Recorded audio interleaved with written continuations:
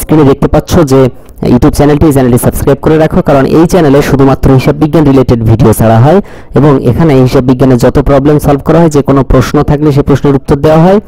So চ্যানেলটা subscribe করে রেখে দিও এবং সাথেই থাকো, পরবর্তী ভিডিও ইনশাআল্লাহ খুব শীঘ্রই আপলোড হবে। আসসালামু আলাইকুম রাহমাতুল্লাহ। প্রাণপ্রিয় শিক্ষার্থীরা, আশা করি অনেক অনেক ভালো আছো। অসংখ্য ধন্যবাদ আরও একবার আমার সাথে যুক্ত হওয়ার জন্য। আজকে আমি সমাধান করতে চাচ্ছি হিসাব বিজ্ঞান প্রথম পত্র 2024 সালের এইচএসসি পরীক্ষায় প্রথম পত্র থেকে যে সৃজনশীল প্রশ্ন এসেছিল তার মধ্যে 3 নং সৃজনশীল প্রশ্ন। অলরেডি তুমি দেখতে পাচ্ছ আমি উদ্দীপক লিখেছি এখানে স্ক্রিনে।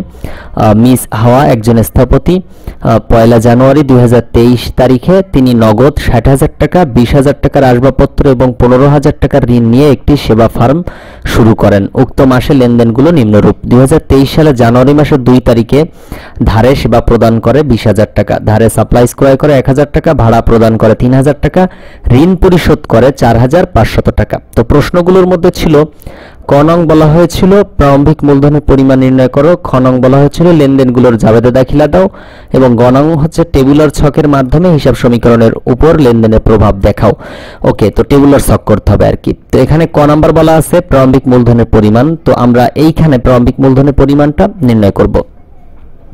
3 নং প্রশ্নের উত্তর ক, প্রারম্ভিক মূলধনের পরিমাণ নির্ণয় করা হলো। দেখো প্রথমে আমরা এখানে এই তারিখগুলো লিখব। তো প্রথমে মানে যে তারিখের লেনদেনগুলো এখানে আসবে সেই তারিখের লেনদেনগুলো লিখব। আমরা চাইলে কিন্তু এটা ছক ছাড়াও সমাধান করতে পারতাম, তবে আমরা ছক দিয়ে করতে চাচ্ছি। তো প্রথমে আমরা যেটা লিখব নগদ টাকা 60,000 টাকা। তাহলে আমরা প্রথমে নগদ টাকার পরিমাণ লিখব 60,000। এখানে একটু বলে রাখি, এই 60,000 এখানে লেখা যাবে না, লিখতে হবে এই যে 60,000 নগদ আর ঋণের টাকা 15,000। আমরা সচরাচর জানি ঋণের টাকাটা, যে এই যে ঋণ দেখতে পাচ্ছ 15,000 টাকা ঋণ নিয়ে সেবা ফার্ম শুরু করা হয়। তো এই যে ঋণের টাকাটা সবসময় নগদের সাথে যোগ করতে হয়। এই নগদ টাকার সাথে ঋণের টাকা, শুধুমাত্র ঋণের টাকাটাই যোগ করে দিব। তো 60 আর 15 কত হবে? 75,000 টাকা। 75,000 টাকা। ব্যাস, নগদ টাকার পরিমাণটা কিন্তু 60,000 ছিল, সেটা আমরা আরো 15,000 বৃদ্ধি করে 75,000 করলাম। কেন করলাম 75,000? কারণ নগদ টাকার সাথে ঋণের টাকাটা যোগ করতে হয়।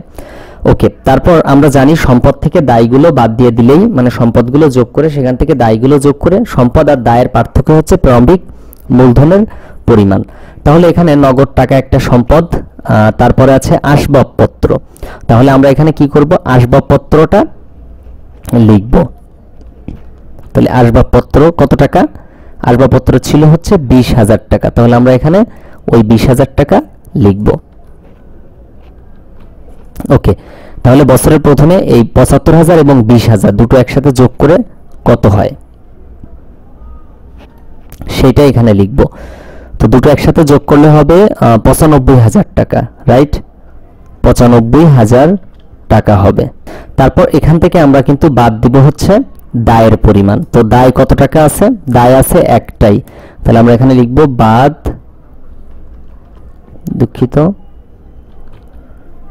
বাদ কি বাদ দিব? শুধুমাত্র দায়টা বাদ দিয়ে দেব। তাহলে বাদ দায় সমূহ।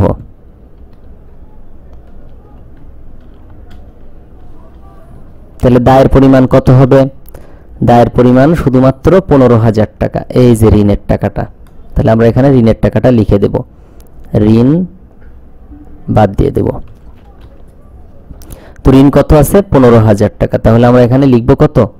15,000 টাকা। এইটার নিচে লিখব 15,000 টাকা। এবার আমরা এই টোটাল যোগফলটা মানে বিয়োগফলটা একসাথে করে আমরা এই যে ডান কলামে লিখে দেব। মানে 95,000 থেকে 15,000 বাদ দিলে কত হয়? 80,000 টাকা। তাহলে এখানে আমরা লিখব কত? 80,000 টাকা। ব্যাস, এই হচ্ছে আমাদের এই অঙ্কের উত্তর। ডাবল দাগ দিয়ে হিসাবটা বন্ধ করে দিব। তাহলে দেখতে পাচ্ছ আমরা প্রথমে লিখলাম প্রারম্ভিক মূলধনের পরিমাণ নির্ণয় করা হলো। তারপরে এখানে তারিখ বিবরণ টাকা টাকা। তো তারিখ আপাতত আমাদের লাগতেছে না, তো চাইলেও আমরা এখানে 1 তারিখ লিখতে পারি, জানুয়ারির 1 তারিখ আমরা লিখতে পারি, জানুয়ারি 1। তারপর আমরা এখানে হিসাবটা লিখে দেব, কি কি? নগদ টাকার পরিমাণ এবং দায়ের পরিমাণ এখানে লিখব। নগদ টাকা ও সম্পদ সহ একসাথে লিখবো। তো নগদ এবং আসবাবপত্র দুটো মিলে আছে 95,000 টাকা। দায় আছে কত? দায় হচ্ছে ঋণ শুধু 15,000 টাকা, তার মানে 80,000 টাকা। আলটিমেটলি কিন্তু আমরা চাইলে এখানে ঋণের কথা উল্লেখ না করে শুধু প্রারম্ভিক মূলধনের পরিমাণ এভাবেও লিখতে পারি, 60,000 প্লাস 20,000 80,000 টাকা, সেটাও উত্তর হবে। এমনটা না যে